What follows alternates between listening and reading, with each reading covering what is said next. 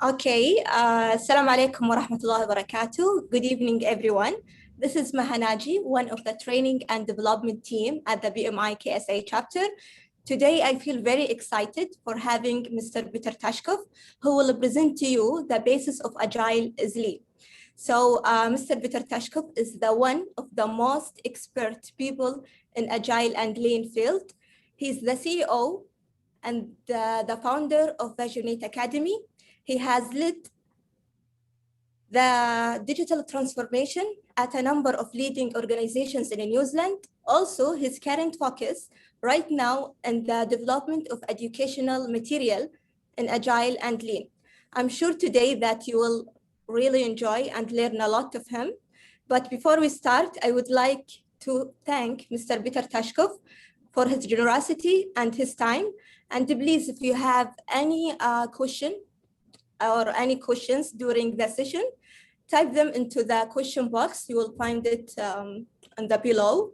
And Mr. Peter Tashkov will be answering these questions at the end. Also, every single one of you will receive one video through your mail. And now I will I will give the chance to Mr. Peter to start the session.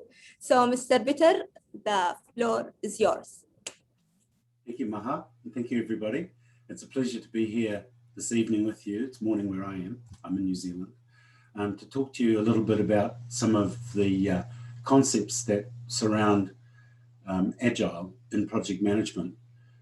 I'm not sure what your own position is on Agile in project management. I'm looking at it particularly from the point of view of IT development. And even in IT development, where Agile is quite advanced now and almost becoming mainstream, there's still a lot of different views on it, especially from people like me. I've been in project management for 30 years now. And for the first 20 years, it was very much focused on waterfall. And only in the last 10 years or so has it really started moving into Agile. And to begin with, being honest, I was very, very skeptical about Agile. And I'm sure for the experienced project managers among you, that's an experience that you can relate to, because when Agile first became something that people wanted to do, it was very chaotic, very confused, and it didn't seem to have a lot of benefit. But as I've grown my own understanding in Agile, I've come to really appreciate what a powerful approach it is to IT development. I think for physical forms of project management, like building roads or building houses, waterfall is still very much a good methodology. But for IT, it's moving very strongly towards Agile. And I don't know your own experience of that, but that's the experience that I've had. But I also know it's quite mixed. So one of the things we're going to cover today, the topic of our meeting today is contextual. So as Maha pointed out, my organization, Visionate Academy, produces training programs, and we're in the process of developing the one you can see on your screen, which is actually an Agile Business Analysis Advanced Practitioner course. But the related concepts which come at the start of it are foundational, and they go across all disciplines, whether you're a project manager, an architect, change manager, systems analyst, a business analyst, or an engineer, or a QA person. The concepts are the same. So when I was asked to present today, I thought, well, let's start right at the start. So the very first contextual element about Agile is that there's nothing new to Agile, in a sense. Of course, it's quite new, but in a sense, it's not new, because it's actually based on modes of thought which go back almost 300 years. And so that's what we're going to cover off today, is the origins of Agile in Lean. So I'm sure you've all heard of Lean. Some of you may be practitioners of Lean and be certified in Lean. So we're just going to do a little walkthrough of where Lean came from and how Agile came from Lean, and just put that in context. The reason why this is useful and quite powerful in making us more effective is because if we understand the context of something, then we have a better insight into it and we can apply it more effectively in what we're doing. So let's flick into that now. If anyone has any questions, please just type them in the box and I'll be happy to answer them as we go if I notice them. And if there's an important question I don't notice, Maha will call it out for me. All right, so let's move on. Sorry, my mouse, can't find it.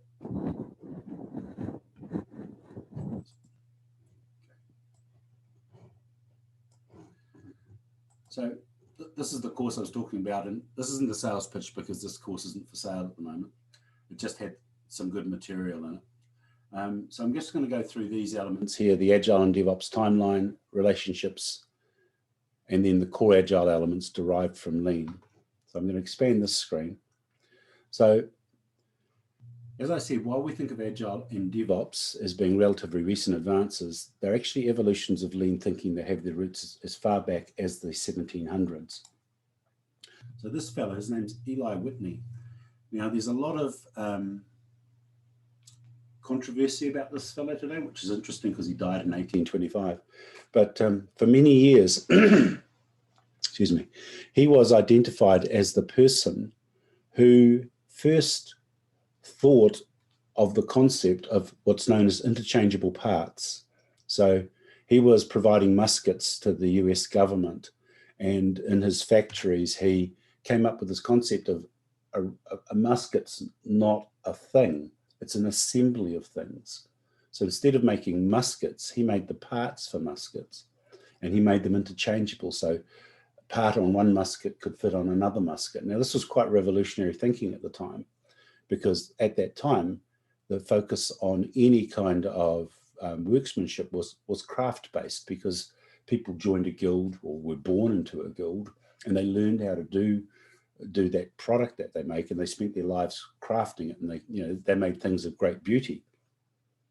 But of course, when you're mass producing, you're not really interested so much in beauty. I mean, look at the Model T car from Ford. But you are looking at functional utility. You want something that works, and if it breaks, you can quickly fix it. So this chap, Eli Whitney, he codified this concept of interchangeable parts. Now, this is really where Lean starts. I put the word codified there because he didn't invent it, but he did codify it. And it was this move away from craftsmanship, where one person would build a carriage, to being a professional systems-based approach where people looked at different parts of it and then assembled it.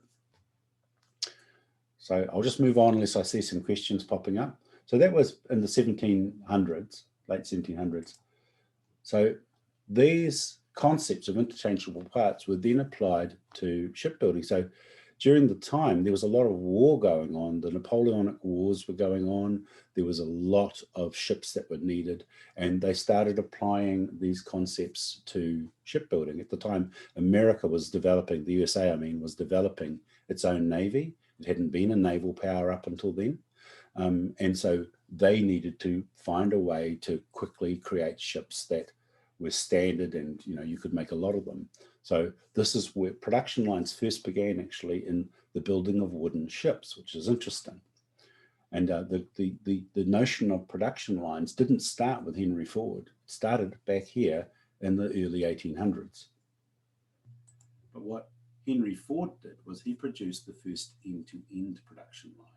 So up until 1913 with his Highland Park facility, people had been building things in production lines, but they'd been using small production lines that were just building parts of a thing. In 1913, he created this Highland Park facility where a bare chassis starting down one end was pushed along from one station to another, and that's how the Model T production line began. And so you put bare metal on at one end, and then at the other end, a working Model T car would roll off the production line. So we're now seeing how craftsmanship has been completely changed, and we're now looking at a production system to create things.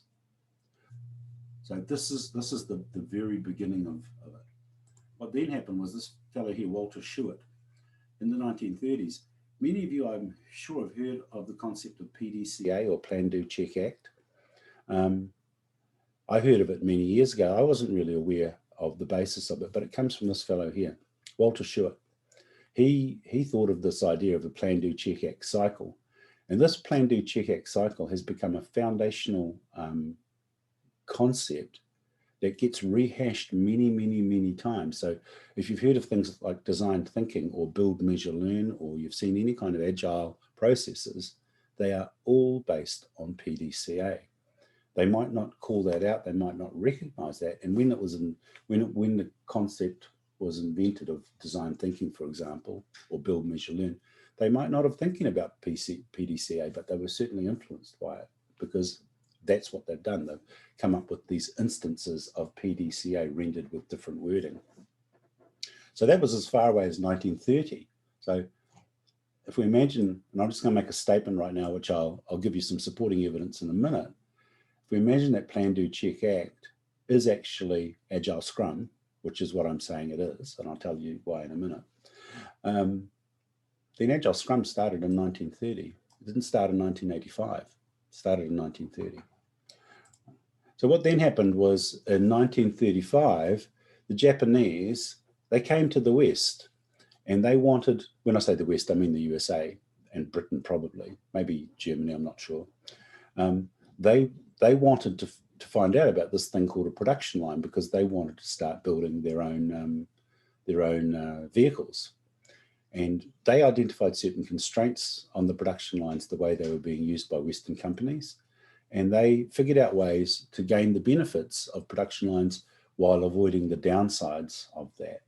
And now we're starting to see what the world eventually recognized as lean manufacturing.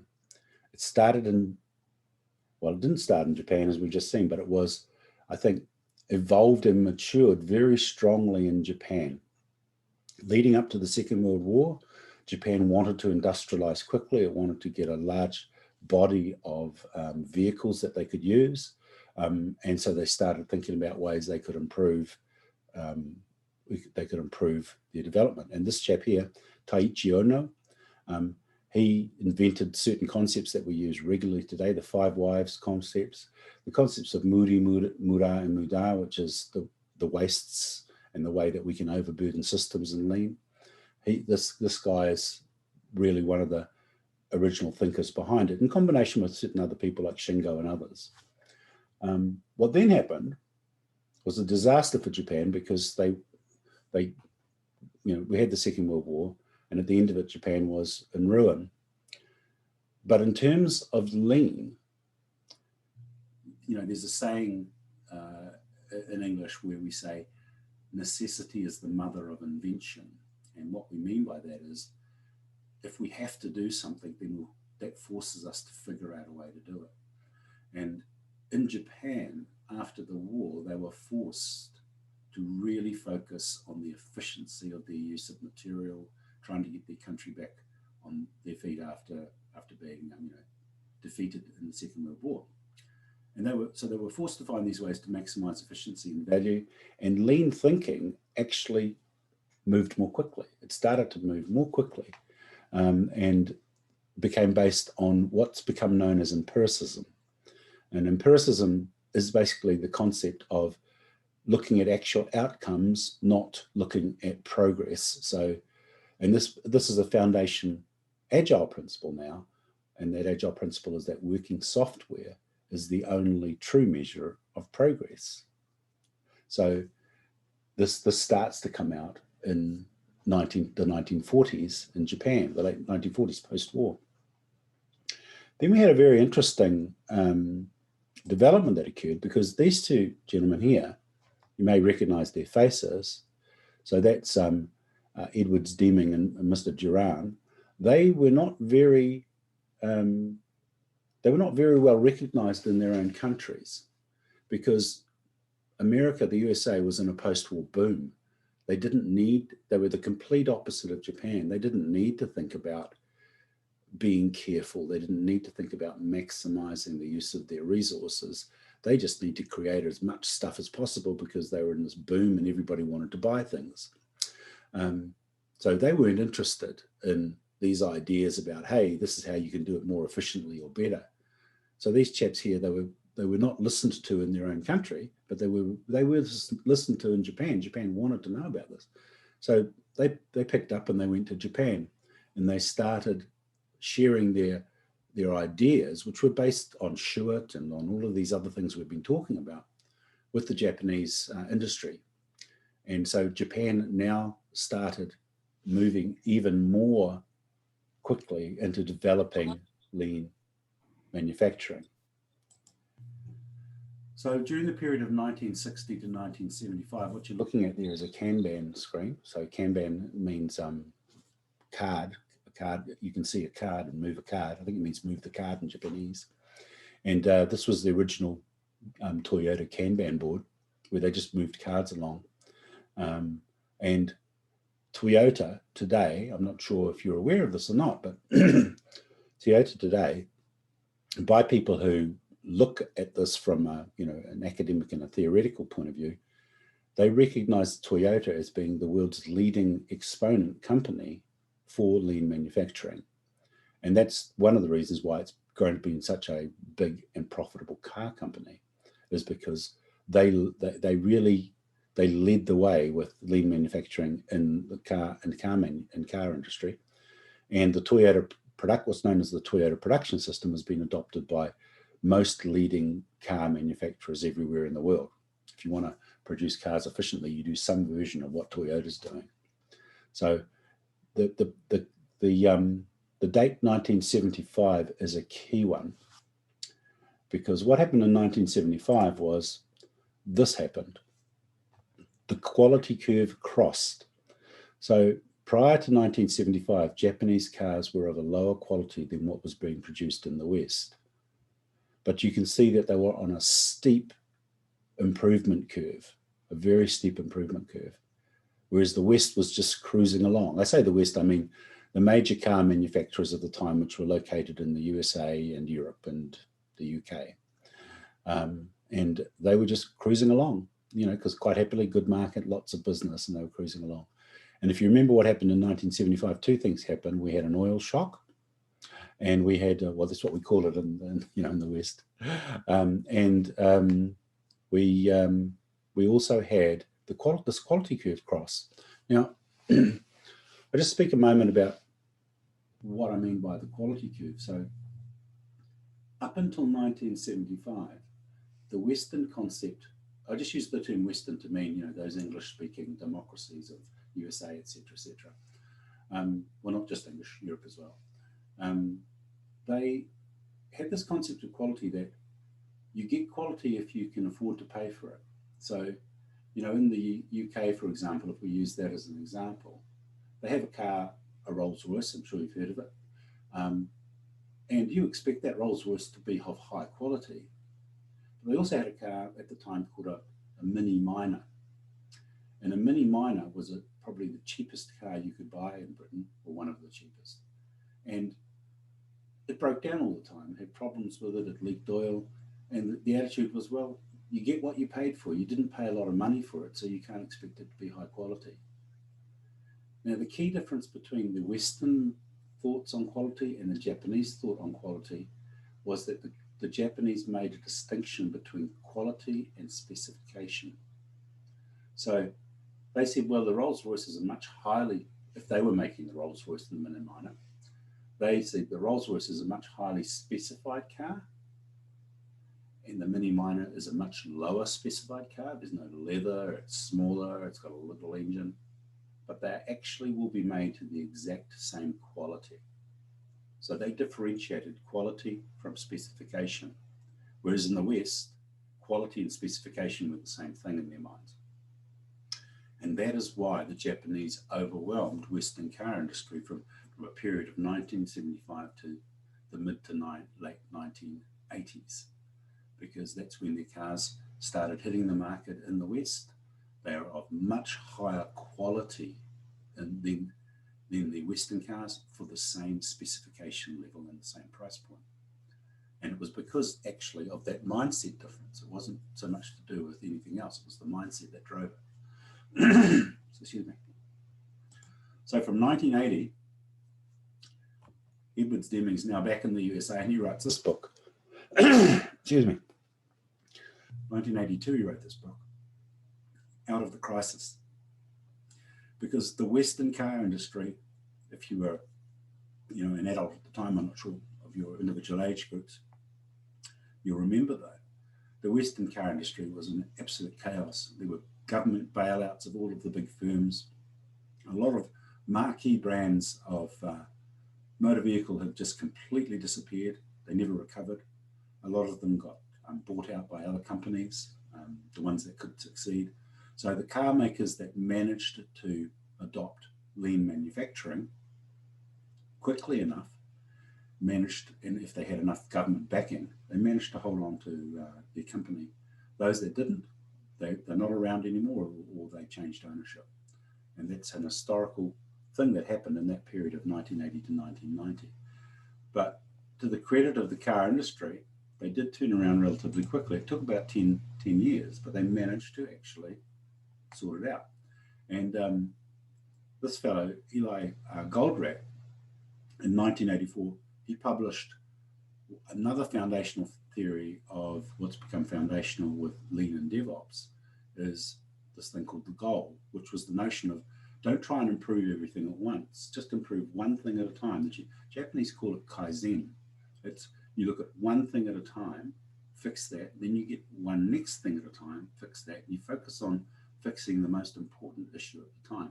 So when I say fix, what I'm addressing here is the notion that the creation of software is not a project, even though we're project managers. It's actually a system. And what we have to fix is we have to fix the system. So this is the whole notion behind Lean, DevOps, and Agile, is don't focus on producing the output of the project, focus on the system so that the project can run through the system and produce wonderful outputs. So that's the, once again, the mindset shift. It's not focusing on the product, it's focusing on the system. If we focus on the system, we're going to have a really good product. So in 1985, it's no coincidence that this is when the first Scrum team was first formed. This is officially when Ken Schwaber formed the first Scrum team. And although he didn't realize it at the time, he was basing it on PDCA, Plan, Do, Check, Act. So on the right-hand side of that picture that you're looking at there, you're looking at Scrum events.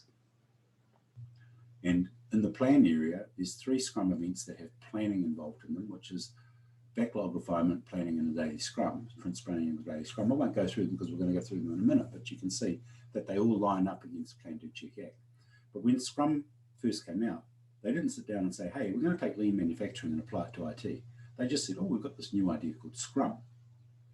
But it happened in 1985, right when all of the major corporations in the US were adopting lean manufacturing. So it's no coincidence that Scrum has actually adopted Plan, Do, Check, Act and is a lean framework, although it's never described that way in most literature.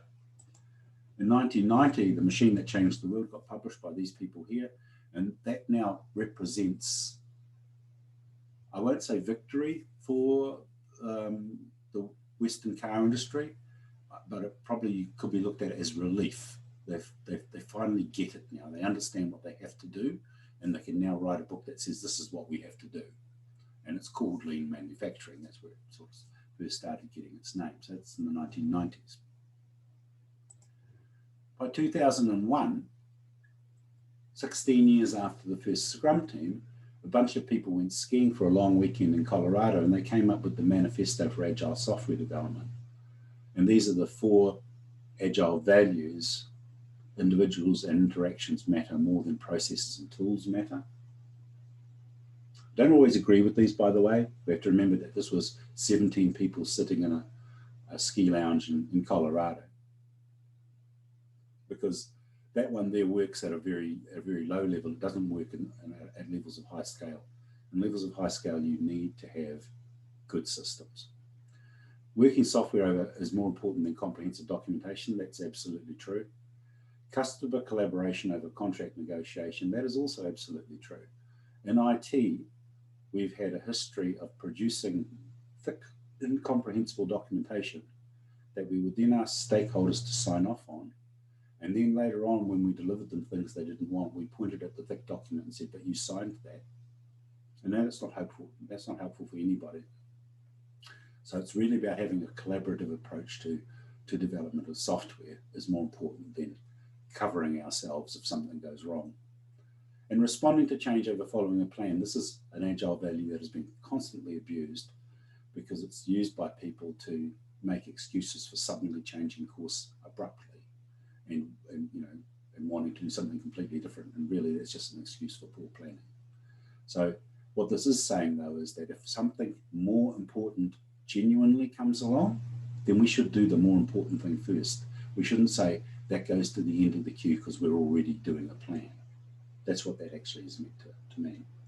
So that's the Agile values. There were also 12 principles which were codified at the same time. Now, at this time, Agile wasn't a mainstream framework, but it was becoming progressively more popular.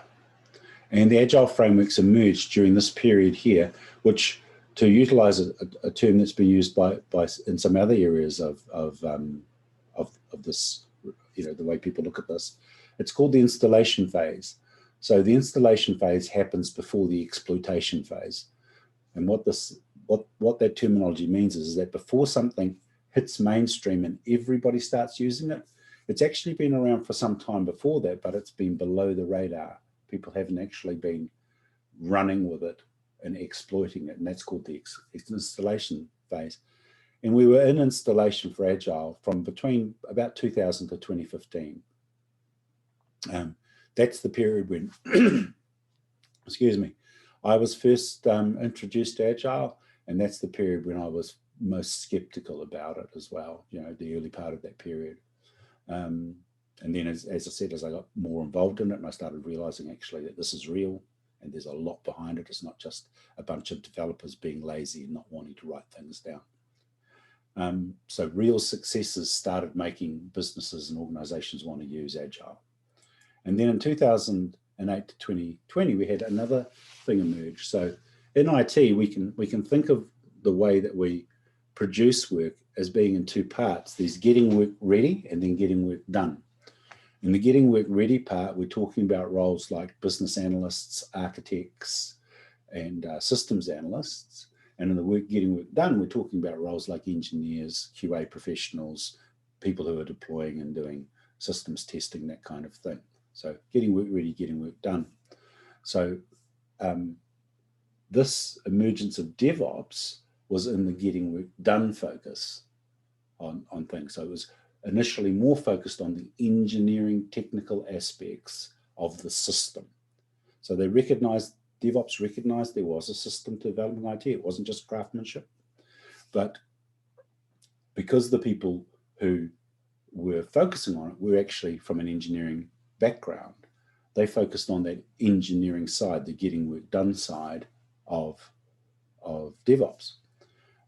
But as we have moved through the development of DevOps, it started to shift left. It started to move into those roles of business analysis, architecture, systems analysis, and change management as well.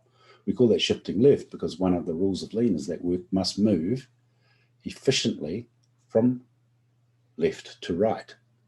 It must flow. That's in fact the first DevOps principle, is the principle of flow. Work must flow. It mustn't stop, because every time it stops, you now have a system that's not working properly. So around 2011, this is when Dean Leffingwell, who's, if you've heard of the Rational Unified Process, he was one of the people that was originally behind the Rational Unified Process. And he wrote an essay in 2011 where he described this notion of Agile operating at scale.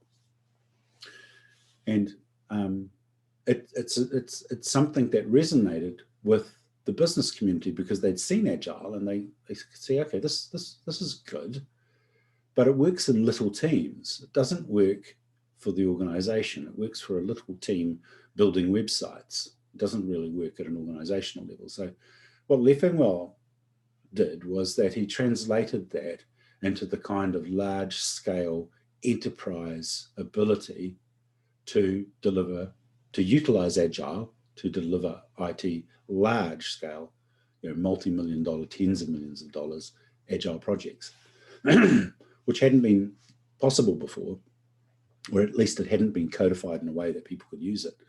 So scaled agile has become actually a very highly enriched codified environment. And if you're operating at scale, and if you are interested in agile, if you're not already in it, then this is actually the framework to be looking at, the scaled agile framework. So from 2011, scaled agile frameworks became much more dominant. And you can see here that the scaled agile framework, when this came out in 2020, dominated 35% of agile development globally. And the rest of it is sort of split up between different, I won't go into the detail of what these are, but different ways of thinking about it. If you think about the PMI, what the PMI has recently purchased, Disciplined Agile Delivery, well, Disciplined Agile Delivery is 4% of the market in 2020. So the PMI has been focused for many, many years on waterfall, although it has spoken a lot about the difference between predictive and adaptive ways of doing projects. Effectively, most people, I don't know your own experience, but most people who've been with the PMI, and I've been a PMP for 10 or 11 years now. I was, as I say, I didn't get certified straight away.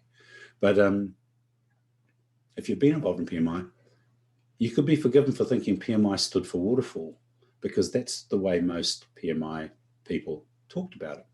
Although officially they never did. Officially they did speak about adaptive, which is agile, as well as predictive. But what the PMI is now facing, if I can just give you a bit of context on that, is this dominance of the scaled agile framework is threatening the viability of the current way of operating within the PMI, which is why the PMI has gone and bought this Disciplined Agile Delivery thing here as a sort of a counter. But I can't, in conscience, stand here today and say, go and learn DAD. By all means, go and learn and do it. But none of these other frameworks have the richness that's available with the Scaled Agile framework. So learn DAD, but also I'd also recommend you learn Scaled Agile. So in 2013, Gene Kim and a few other people wrote this book called The Phoenix Project. If you're interested in DevOps, or if you're interested in the notion of lean as it's applied to AT, this is a really good book to read. It's actually a rewrite of the earlier book I showed you from Eli Goldratt, where he wrote the book called The Goal. This is The Goal rewritten for IT, and it establishes lean as the foundational framework for DevOps. So when things first get established, people sort of talk around them, and they say, this feels like that, and this looks like that. And then, after a while, that gets wrapped up into a theoretical context, which someone will then say, well, that's actually what it is. All this time we've been talking about this mountain here. We've been looking at the mountain from different sides, but this is the mountain. And that's what this book is here. This sort of summarizes that as being DevOps is lean manufacturing applied to IT. And what we've also seen is that Agile has now become mainstream. So you might not be doing Agile, but Agile is now a mainstream framework. Companies everywhere want to be doing Agile. So this is, if we look at the Agile adoption over the period, so back in the 1985, 1990 period, this is the tech enthusiast, that's called the innovator. And then the early adopters came along in the 2000s, call them the visionaries. And then sort of 2010 to 2015, we had an early majority developing. These are called the pragmatists. And the late majority is now being won over. So even the most conservative organizations are now moving into Agile in some form or another for their IT development. And then, the skeptics. So this is a standard way that things get adopted. And then just to mention here that the 7 wastes of lean become the 8 wastes of DevOps, which is known as downtime. That's the acronym that identifies them. Looking ahead, what we call the corporation of the 2020s. So the corporation of the 2020s that will be successful, if we think about the digital disruption that a lot of organizations are facing, we've already seen major disruption in many industries that have wiped out certain industries, and digital disruption is something that's real for every industry because of the fact that we all carry us, people have said this many times, we all carry a supercomputer in our pocket now. And because we have that supercomputer in our pocket and we've become accustomed to dealing in certain ways, organizations have to start dealing with their consumers that way. And the organizations that are successful are the organizations that adopt these frameworks, Lean, Agile, and DevOps. They're the frameworks for corporate success in the 2020s. All right, so I'm going to pause there and just see if there's any questions. We haven't had any questions come up. Does anyone have a question they would like to ask at this point?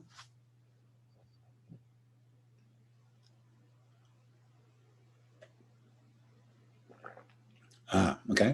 Is the Scaled Agile framework applicable to the construction industry? I would say no, Omar. And I'll explain myself. I made a comment earlier on that waterfall is still the best method for doing certain kinds of things.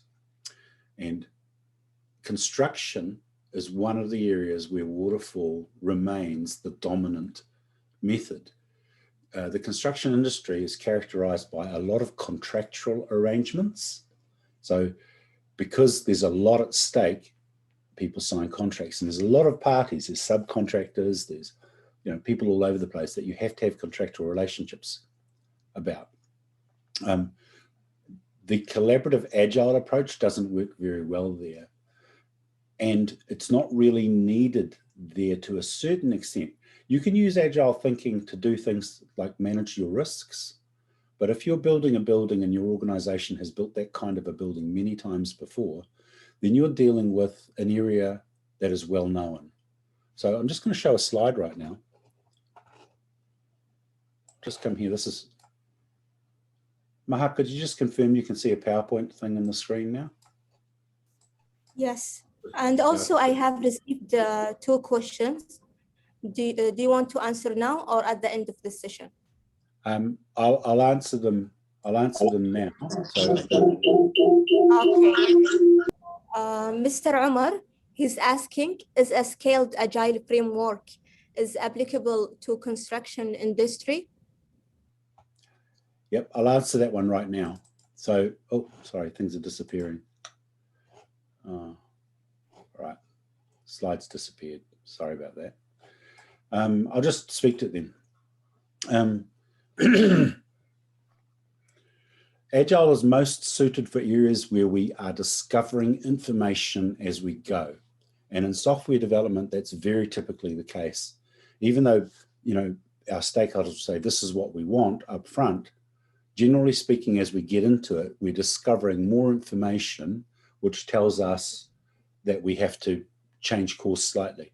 In construction, you don't really have that to the same extent. You'll have it to some extent. You might sink some piles into the ground and discover that, you can't do that. You have to do some other form. But that's why I said you can use it for your risk analysis. But for the actual putting up the walls, putting in the windows, putting in the floors, that's something that within the context of the architectural requirements, you've probably done many times before. So waterfall is still very much, I think, got a place for the construction industry. Okay, so I have also another 2 questions. Yeah. So should I proceed with them or? Well, I can actually see them, Maha. So I can see the one from Ahmed and Fahad. Yes. So I'll answer Ahmed, your one first. Can we consider DevOps as a hybrid method? So I'm not sure hybrid between what. I'll just interpret that a little. Excuse me. Do you mean that DevOps can be applied both in agile environments and in waterfall environments? If that's the question, then the answer is most certainly yes, it is. It can be, because DevOps is aligned to Agile. They're all part of Lean, but it doesn't rely on Agile. It's a mode of thought that's to do primarily with the engineering side, and so very definitely a waterfall style project could have an engineering component that is operating using DevOps, or it could be an Agile project. And the same thing, the engineering component is operating using DevOps. But as we develop our thinking of DevOps, the concepts around DevOps are shifting left. They're shifting into the roles of architecture. They're shifting into the roles of business analysis. And by shifting left, we're starting to adopt agile type thinking even in waterfall projects. So I'm just going to carry on with these questions, Maha, if that's all right. Yes. Mr. Fahad, he said that how would an agile is beneficial while it has many changes, plus it welcomes them. Now I know stagnant. I don't know how to pronounce it. Stagnant. And I don't know how what he means in that word. Okay, as worse as well, but we are focusing on a range of time period. Okay, so I think this relates to the answer I gave to the previous question as well, which is that agile, and I had a slide, but I disappeared when I clicked on it. I'm sorry about that. I'll just see if I can get it back because it's the slide that speaks directly to this. Just give me a second here.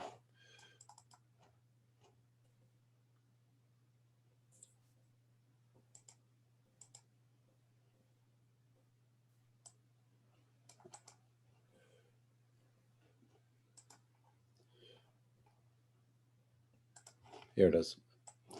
So can you see that slide there where it says Agile recognizes the complexity of IT projects? Maha, can you see that? You're muted, yes, Maha. I can see it, yeah. Oh, good, yep. Okay, so the elements that define whether or not Agile is useful is to do with the stability and clarity of the requirements on this axis here, on the left axis, and the degree to which the technology is mastered or unknown. So if we apply this to the construction industry, most of the time the technology is mastered. Unless you're doing some new technique, generally speaking, we know how to pour concrete, or we know how to put up steel, or we know how to do other things.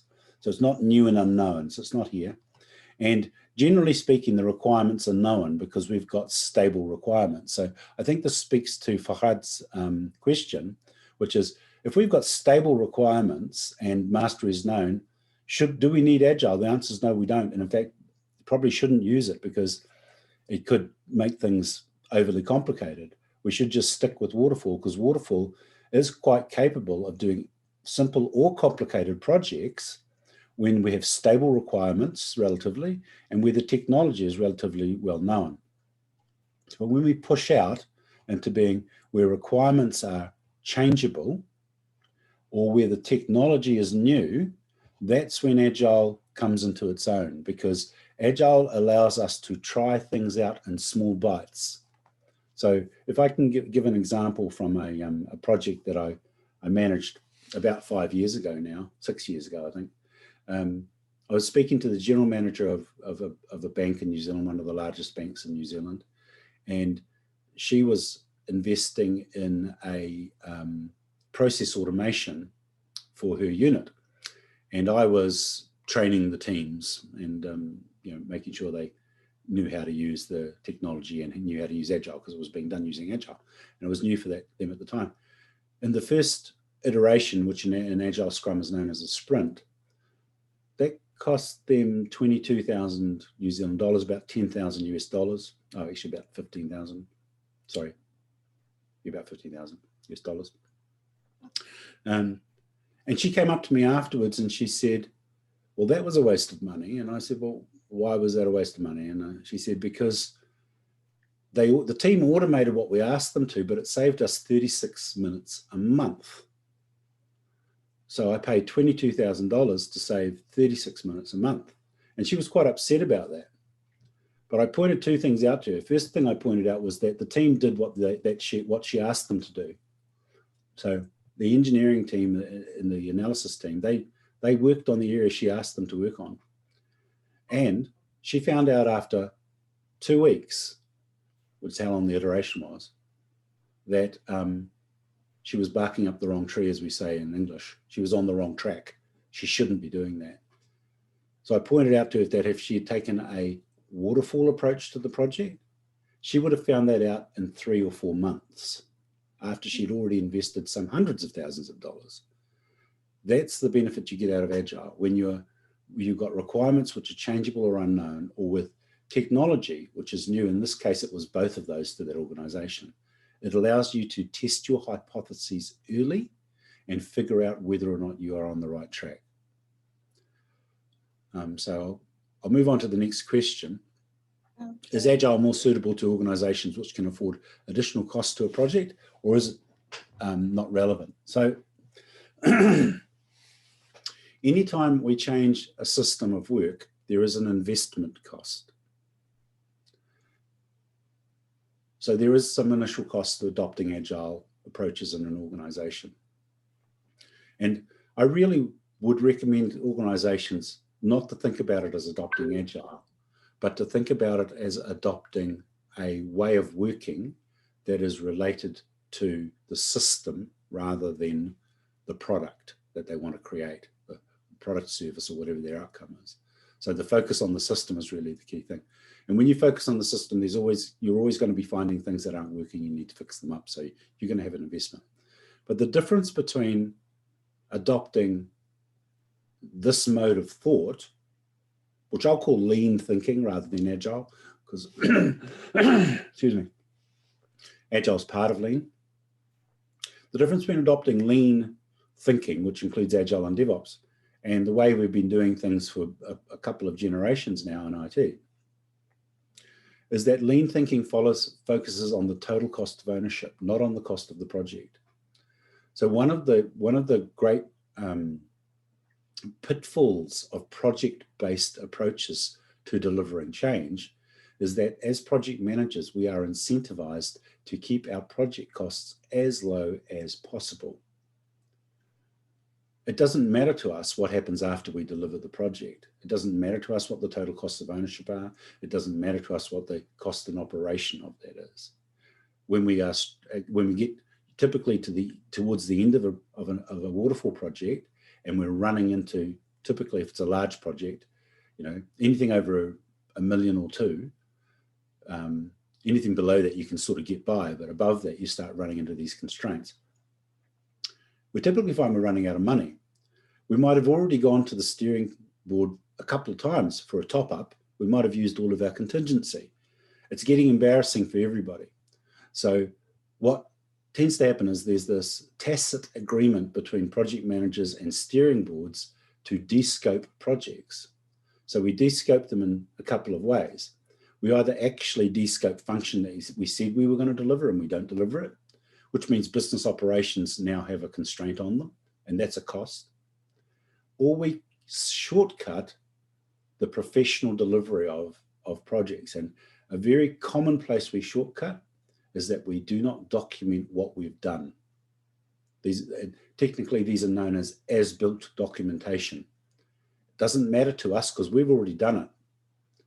It's a cost on our project, but it doesn't benefit us. It benefits the next project. So how many times have we walked into an area and they've gone, we want you to do this. And we go, okay, and we look at it and none of the documentation is up to date. We can't rely on any of it. We have to reverse engineer things. That happened because the projects before us saved money in their project by not doing this. So you could think of Agile or DevOps or Lean as costing more, but it actually costs less because it produces a more efficient system that delivers more cheaply. That's why Toyota dominates, because they have a lower cost curve, a lower cost point than their competitors. And they got that through Lean. Okay, so it actually reduces cost, but it also reduces total cost of ownership of owning those systems. But it does require investment upfront. And so that requires commitment. And before we can have commitment, we have to have understanding. And that's why a lot of organizations will struggle with adopting Agile, because a lot of organizations will say, well, we need to be in Agile because it's the current thing. And then they try it out and they have problems and they go, well, that doesn't work. Or they blame people. They go, you're bad at it. but the reality is they weren't really built into it from the mindset perspective. And that's really, if I can just come back to this course again, that's why the foundational aspects here are all mindset related. So context, agile is lean. What are mindset and practices? Why are they important? Open innovation, what is it? What's disciplined thought? None of these are anything to do with how to do business analysis or how to do project management. It's to do with the mindset. We have to adopt a mindset so we can gain understanding. And then when we have understanding, that leads to commitment. And then we have commitment, we get outcomes. But if we just try and do things without any of that, then they don't stick very well. And we don't actually value them, and we don't understand why we should spend any money on them. All right, so I think that's all the questions that I can see. Maha, can you see any more there? Yes, I think that's all. Now you can proceed with your presentation. All right, so the next, we're coming to the end. We'll just quickly go through this then. So Lean, Agile, and DevOps relationships. I'll quickly go through these two screens. They're quite fast. I think we can get through them quite quickly. Waiting for it to load. This is a video, and I'll just go back to the start and play it.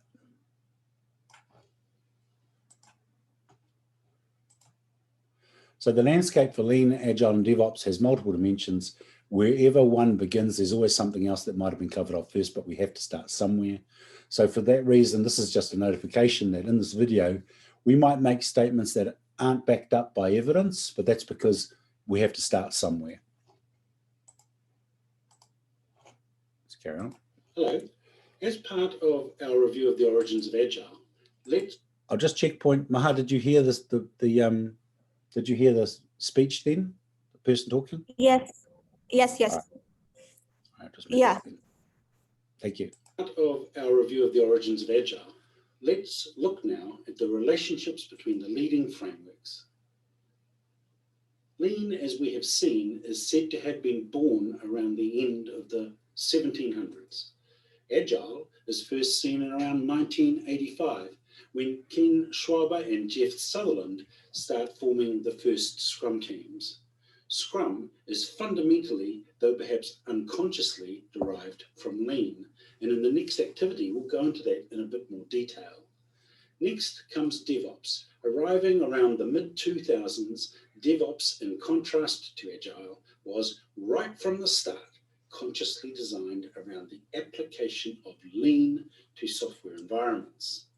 Then in 2011, a fellow called Dean Leffingwell launched Scaled Agile. Once again, quite consciously based on Lean, applying Lean and Agile and DevOps to the entire end-to-end process of modern software development. So Lean encompasses all of these areas. I'm just going to move on and not fill in the activities. Where these frameworks extend Lean, and they do extend it, they have done so in alignment to Lean principles. And in the case of Scaled Agile, very deliberative approach has been taken in that area. So that is how they align. The encompassing framework is Lean, and within that, Scaled Agile approaches typically encompass both Original Agile and DevOps. That's all for now. Let's look at Scrum soon in more detail. Okay, so we'll look at Scrum now. If there's any questions, please type them.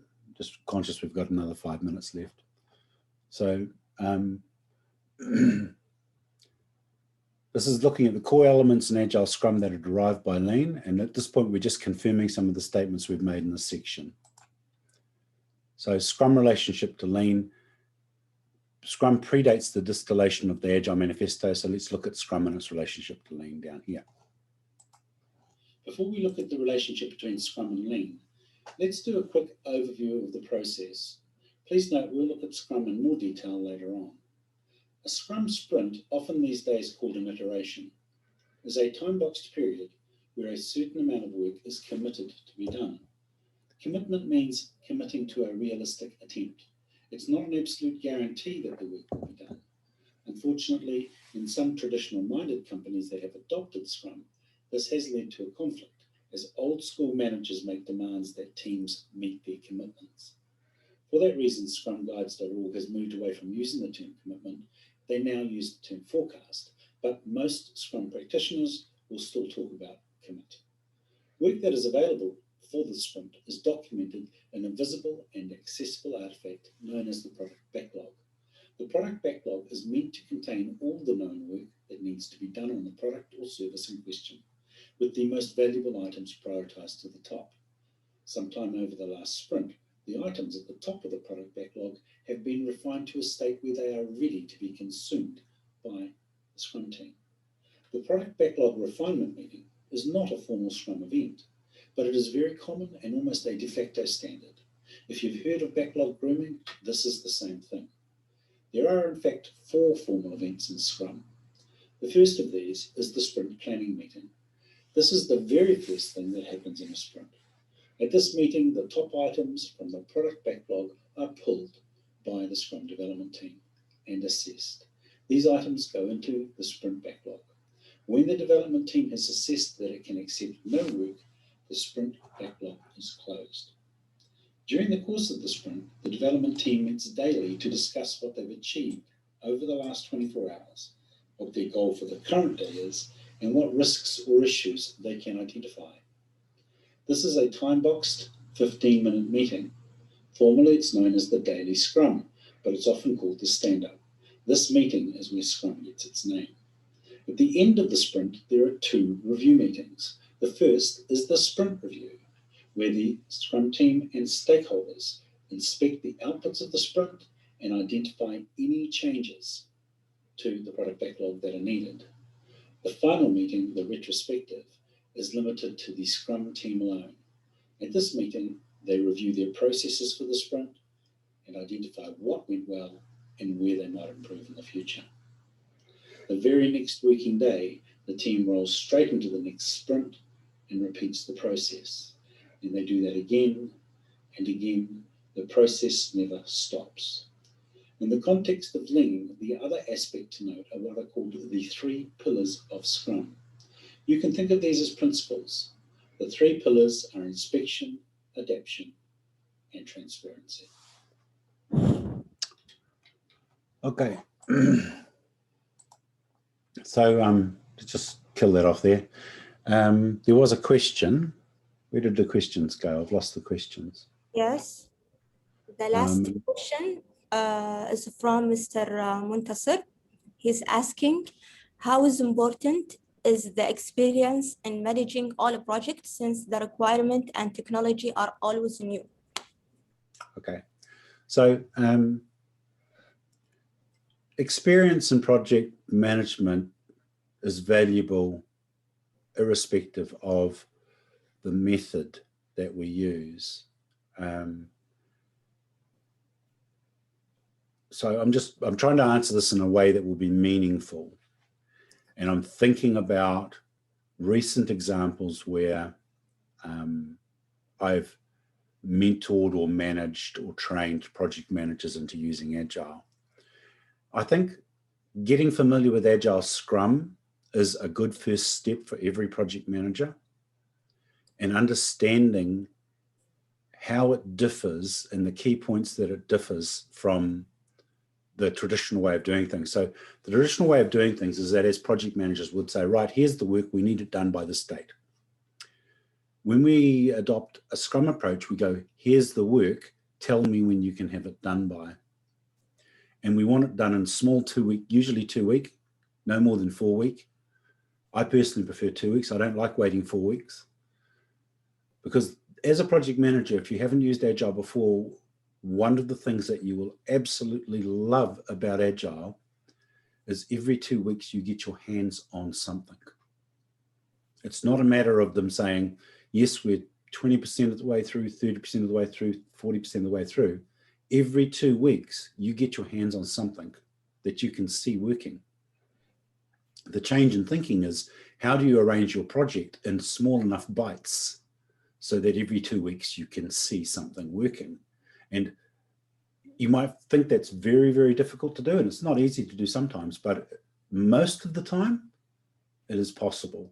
We just have to arrange ourselves to do it. And it starts right off with talking to stakeholders by saying, okay, in the first 2 weeks, what's the most important thing you want to see working?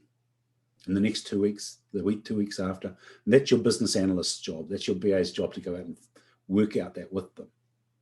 But as a project manager, the great benefit I get out of running projects in an agile way is that every 2 weeks I get something. So that didn't directly answer your question for how important is experience, but I'm just speaking to it in the context of, I have a couple of incidents in my mind where I've taken people as old as I am who've been doing project management for as long as I have, but they haven't actually done agile. And their organization has said to me, can you come in and show this guy how to run an agile project? And I've taken them through it. And by the end of 2 or 3 months, those project managers are fairly effective. I say fairly effective because it's just a fact of life that the older we are, the harder it is to change our mindset. Younger project managers can change their mindsets more easily because they don't have as much experience. You know, we learn from our experience. We go, that works, that doesn't. And when somebody else rolls in and says, hey, I want to do this way now, we go, well, hang on, we know what works. We're going to follow this approach. But a younger person doesn't have that much investment, so they're easier to switch to a new way. So it comes back to that mindset thing again. I would really encourage the development of understanding as opposed to practice. Right? So practice is important. What we're looking at on the screen right now is practice. It's implementing Agile. But if we try and implement that without the understanding, then we're not going to be as effective. So I would really recommend for anyone who's looking at Agile or wants to become involved in Agile, learn as much about the mindset part of it as you can. And their mindset relates to what are the values and what are the principles. And if you want somewhere to go, I know I keep talking about these guys, but I'll come back down to here. Go to this website. Maha, can you see this website? Yes. All right. This is the Scaled Agile website. One of the wonderful, beautiful things about Scaled Agile is that they publish their entire approach on this website. If you wanted to, you could learn all about Agile from this website. If you want to learn about Agile Scrum, click on the Scrum. It'll tell you about Agile Scrum. Go back to here. If you want to learn about what's the architectural runway, if you're an architect, click on that. If you want to learn about what are the safe principles, click on these. These are very, very good principles, by the way. Is the Scaled Agile Framework website, right? Yes, it is. Scaled Agile Framework, just here. Now, I don't want to sound like a groupie for Scaled Agile, but the reality is there's no one else there that has their weight in the market. There's no one else out there that has their, this here is what I would call beautiful, right? It is the end-to-end plan for implementing lean in your IT systems across your entire organization. You can start off at different levels. I know it looks scary when you look at the whole thing, but when you delve in and do it a bit at a time and go, what are the core values, for example? Well, the core values are built-in quality. Remember what I told you about the Japanese? It comes with quality. Transparency, that's a lean concept. All work gets done in the open. As project managers, wouldn't we love that? To have actual empirical evidence of things being done, not just somebody sitting in a meeting telling us, but we can see it. Alignment, that's the collaborative aspect. And then the program execution of actually getting things done. Because it doesn't matter how good our ideas are, if we can't actually execute, we become MySpace and someone else becomes Facebook. Because that's the difference between those two organizations. One of them knew how to execute and one of them didn't. Right, so I call this the heartbeat of Scaled Agile because if you spell it out, B-E-A-T, built-in quality, execution, alignment, and transparency, it's beat. And I call it the heartbeat, that's how I remember it. And those are the core values. And then if we come back here, you see core values are here, lean agile mindsets here, and safe principles are here. If you just look at these three things and really learn about them, then that will be a good place to start for learning Agile. Okay. I'm aware we've gone over time, Maha. Sorry, I didn't hear you. I'm aware we've gone over time, Yes. but if there's other questions, I'm happy to answer them. If they're, I can't see the question. Actually, yeah, I think that we have covered all of our questions for today. Okay. So, yeah, do you have anything that you want to add before we wrap up? So I'll just summarize then. So the summary, if we come back here, the summary, let's go into the lesson review and just quickly wrap it up.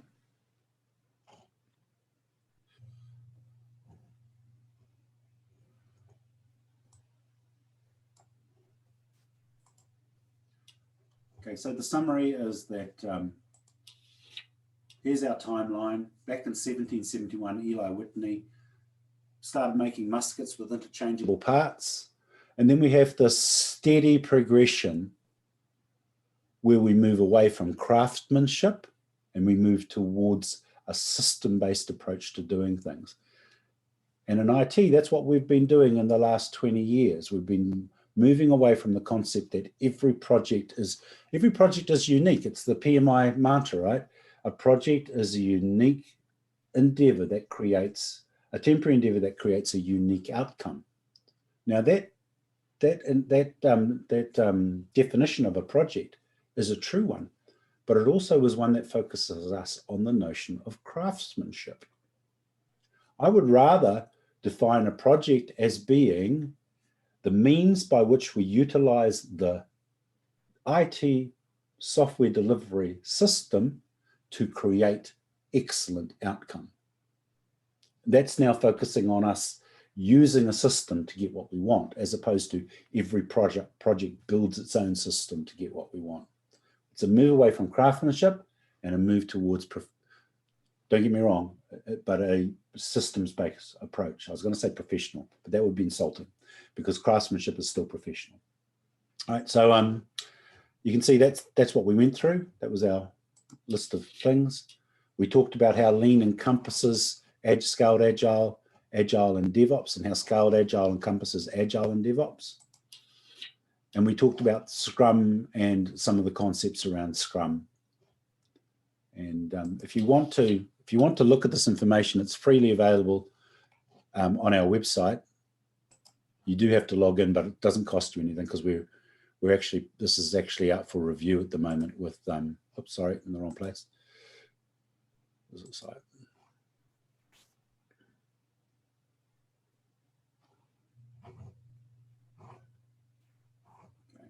There we go. So if you come to visionatacademy.com, look under news and views, you can see here that the review program has got this item in it. And if you click on that, it will bring you to this course. You do have to log in, but there's no cost because it's under review and it's just open to anybody to give us feedback on at the moment. And if you want to learn about Agile, I'd recommend you read these things because this is what this course is based on. And for the time being, it doesn't cost anything. So there you go. That's all I have to say, Maha. I hope that was useful to the audience. Okay. Thank you, Mr. Peter, for this valuable session. And thank you, everyone, for joining us today. And please don't forget to check your mail after the session to collect your video. And that's it. Goodbye and see you next time. All right. Thank you very much, everybody.